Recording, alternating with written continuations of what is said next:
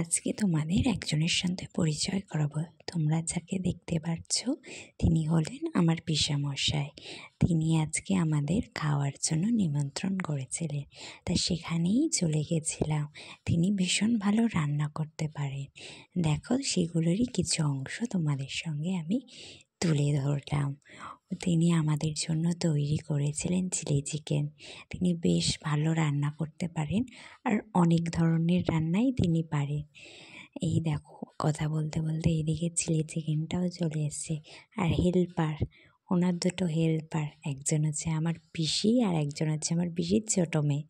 দেখো কেমন করলো মুখটা। গরম গরম ধোয়া ওঠা চিলি চিকেন, আর এই জিনিসটা আমি আবদার করেছিলাম খাওয়ার।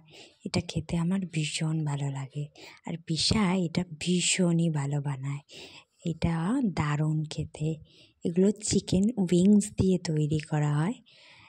মনে হয় এটাকে হানি গার্লিক চিকেন বলে, মনে হয়। আমি ঠিক জানা নেই, তোমাদের যদি কারোর জানা থাকে তাহলে আমাকে অবশ্যই কমেন্ট করে জানিও। দেখেই দেখো লোভ লেগে যাচ্ছে, আর সাদা তেলটা যখন ছড়াচ্ছে না, ব্যাপারটা একদম জমে ক্ষীর। আর এইদিকে দেখো সার্ভ করে দিচ্ছি। সবাই মিলে শীতের রাতে গরম গরম ধোয়া ওঠা খাবার, আর কি চাই। ব্যাপারটা পুরো জমে গেল, একদম জমে ক্ষীর। এই দেখো প্লেটও সাজানো হয়ে গেছে।